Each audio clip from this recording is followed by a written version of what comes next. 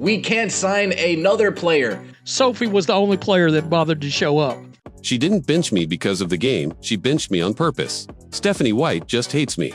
That's the truth. But I think that's even been something like me and Steph have always talk about when we go and watch.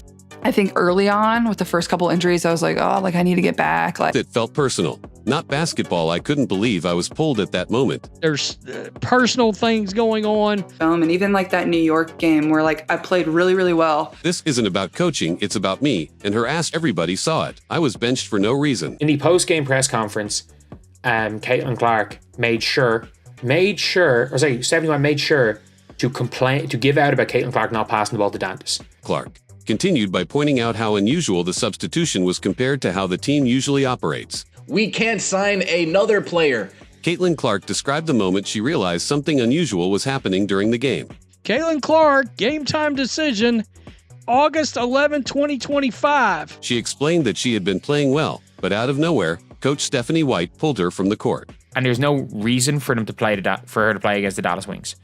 There's no reason for her to play this game against the Dallas Wings right here. This was the first moment where Clark began to sense that White's actions weren't about basketball, but about something deeper. It shows a game time decision for tomorrow night, with her estimated return actually being today. Clark said the decision had nothing to do with her performance and everything to do with something personal. This is obviously their game against the Dallas Wings. She emphasized that there was no foul trouble, no injury, and no tactical reason behind the benching. Via hardship contract until after today's game. Who do you want to see the Indiana Fever pick up? According to her, the timing felt deliberate, as if it was meant to send a message. But I think that's even been something me and Steph have always talk about when we go and watch film. And even that New York game where I played really, really well. Normally, rotations are planned, but this one caught her completely off guard.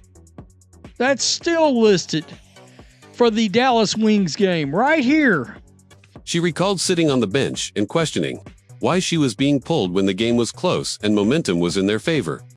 And I personally think that there was never a chance, even though Caitlin Clark has been a game time decision, there was never a chance of Caitlin Clark playing. Clark suggested that White didn't want her to have a big role in that stretch, even though she was ready to deliver. I've seen Odyssey Sims' name flown out there. I've seen Bree Hall's name. The frustration was clear in her voice as she explained that her benching wasn't based on team strategy, but on something personal between her and the coach. Realistically, she was never going to play this game, because if she was to play this game, then it would mean that she'd be doing it on very little, if not no practice. She stressed that this wasn't a normal coaching decision, it was intentional in another part of the interview. Thrown out there, is there a way to work it out and get Grace Berger back? Clark revealed how angry and embarrassed she felt in that moment. She described how she had been working hard all game, only to be suddenly removed without explanation. Obviously scored a lot of points. I think I had 9 assists or 10 assists that game. She was a rebound and assist off a 32-point triple-double. Her teammates were surprised too, giving her looks that showed they didn't understand the decision either. Or is there a certain somebody else that you guys want to see come to the Indiana Fever? Clark admitted that she felt singled out, almost targeted, by White's choice. She explained that when a player is benched for legitimate reasons, they can accept it, but in her case, there was no reason she could find. We've seen Damiris Dantas play. She can't shoot. Why would Caitlin Clark pass the ball on an all-time heater to Dantas? That lack of justification, she said, is what made her believe that this was about something other than basketball. So Stephanie White here says, when you love who you come to work with every day, when you love who you come to work with every day. Clark expanded further by saying she had felt tension building between her and White even before this game. I started the fourth quarter off with 3 turnovers in a row or 2 turnovers in a row. And Steph yanked me and she was like, this is a learning moment. You got to be able to The benching, she argued, was just the clearest example of that tension coming out in front of everyone. Caitlin Clark, growing, not practicing yet, has been doing full court running endurance work. She explained that when a coach benches a player strategically, they usually talk about it later, but she never got an explanation from White. The Stephanie White offense compared to what she was doing at Iowa when she took over the world. That silence, she said, was louder than words, and it told her everything she needed to know. ESPN's had her return for tomorrow, too, for quite some time. According to Clark, this was a personal move, designed to undermine her, not to help the team. I always think about like how Coach Bluter like ran practices and things. And like, I'm very fortunate looking back and like now going to like watch other colleges' practices and things like that. Like, The more she thought about it, the more convinced she became that White's decision was motivated by dislike, not coaching logic. I love how they have their point guard listed as a forward as well. They're like guard, forward, Grace Berger. Caitlin Clark opened up about the emotional side of the benching, saying it felt less like a coaching decision and more like a personal attack. You hear that? The coach's belief in her. She explained that when White pulled her, it wasn't just about removing her from the floor. It was about sending a message. Coaches who don't, have the cachet or the personality to confront players. Clark said she could feel the dislike in the way it happened, as if she wasn't just another player, but someone White wanted to punish. Let's now officially take as much time as you need. Season is over with. Let the players play it out. CC, stay on the sideline. She emphasized that no athlete expects their coach to like them all the time, but this felt like outright hostility. I love how they've listed their starting point guard as a forward. And it's going to be a good homecoming for Grace Berger. Her choice of words made it clear that she saw White's decision as more than strategy, calling it proof that there was hate behind it. in a way, like when I talk to people about it, I like joke, like she brainwashed people. They said it could damage trust between players and coaches across the league. They stressed that players need to feel supported, even in difficult moments, and a claim of hatred from a star rookie sets a dangerous precedent. I've had a theory for months now that really and truly Stephanie White doesn't believe that Caitlin Clark is the one. Clark didn't hold back when she described her belief that Stephanie White just hates her.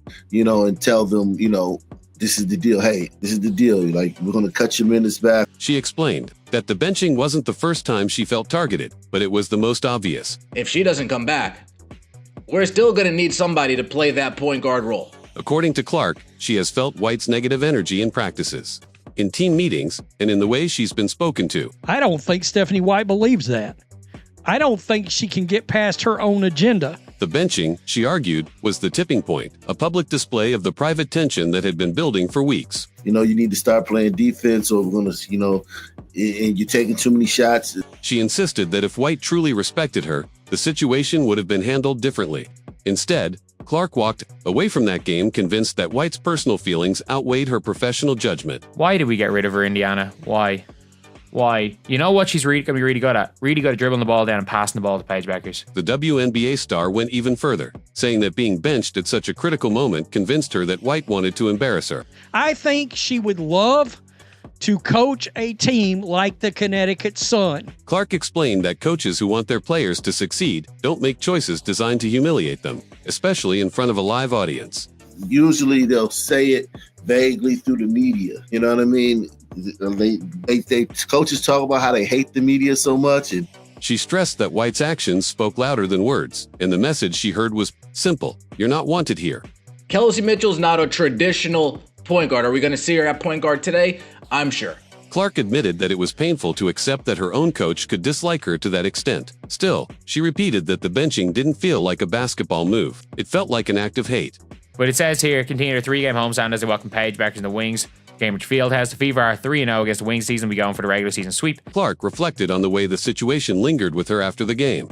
She really was so intentional about making sure everyone was on the same page and knew what they were doing and knew their role. Others worried about how this narrative might follow Clark through her career, creating tension with future coaches or organizations. Alyssa Thomas, DeWanna Bonner, same kind of ideals away from the court. Yeah, I think that matters. She said she replayed the moment over and over in her mind. And every time she came back to the same conclusion. Stephanie White had a problem with her personally. Had these adversarial relationships with the media, it's all cockamamie BS. Clark pointed out that while other players were given the benefit of the doubt when mistakes happened, she felt like she was punished even when she was playing well. Are we going to see Sophie Cunningham at point guard today? I'm sure. The double standard, in her eyes, made it clear that White's feelings about her weren't neutral. They love the media, okay? When they want to, when it serves them. They can get their message across. Players too. She ended by saying she can handle criticism, but she can't ignore it when it feels like her coach simply hates her. I think this job is too big for Stephanie White. I'm going to stick to that. After Caitlin Clark made her statement, immediate reactions began to spread both inside and outside the WNBA community. Indiana's coming off a 92-70 demolition of the Sky on Saturday. Some players tried to downplay the tension, saying it might have been a misunderstanding, while others admitted they noticed the strange timing of the benching too. I'm wondering, why did the Indiana Fever and Stephanie White decide not to come out? Teammates were reportedly shocked, as many had not seen a player so openly accuse her coach of personal hatred. We have Caitlin Clark bring it up. People are talking about me not winning a national championship, and The fact that Clark was willing to speak out so directly added weight to the claim. Fans on social media quickly picked up on her comments, sparking heated debates about whether White's actions were fair. In a night where the Fever played with no true point guards, they lost both Ari McDonald, Sid Colson, season-ending injuries. This instant wave of reaction made the controversy much larger than a single substitution. Hey, she's not practicing. She's not going to be playing in this game. Analysts also weighed in on Clark's accusations, noting how unusual it is for a rookie to challenge her coach in such blunt terms. Caitlin Clark took it to back-to-back national championship games. Some argued that Clark may have been emotional in the moment, while others insisted her words shouldn't be dismissed. And the last game, 4-game road trip with all-star point guard Caitlin Clark still sidelined with a groin injury. The timing of the benching, combined with Clark's history of clashes with White, gave credibility to her perspective. There's gambling implications, and there's the implications of we've got a nationally televised game on ESPN. We want to sell as many tickets as possible. Commentators pointed out that if Clark's claims were true, it raised serious concerns about player-coach relationships in the league. Caitlin Clark put the program on the map. All-star Kelsey Mitchell-Slid over the point guard was outstanding, tallying a game-high 26 points and a season-high 8 assists with just 1 turnover. For many observers, this wasn't just a minor disagreement, it was a potential sign of deeper dysfunction. The controversy highlighted how fragile team chemistry can be at the professional level. Even now at the professional level, I'm like, how do people not know like where to move? Like it blows my mind still. But regardless of the side people took, one thing was clear. Caitlin Clark's words had shifted the conversation around her and around Stephanie White in a way that couldn't easily be undone. In a night where the Fever played with no true point guards, they lost both Ari McDonald, Sid Colson, season-ending injuries. Yo, Stephanie White, you really blew this, man. No return to practice. She's been able to get a little bit more in her full court running. She benched me, and everyone saw it happen. That wasn't strategy, that was personal. Caitlin Clark was the best player on the floor by a mile. she was so smart. She was able to like construct a team and make sure everyone always knew what they were going to do, whether you were the smartest basketball player on the team or you weren't. Caitlin Clark had a 32-8-8 game. Sorry, 9-8. 32 points, 9 assists, 8 rebounds. Stephanie White just hates me. Plain and simple, I was humiliated in front of the whole arena. This isn't about basketball anymore, like. Subscribe and share.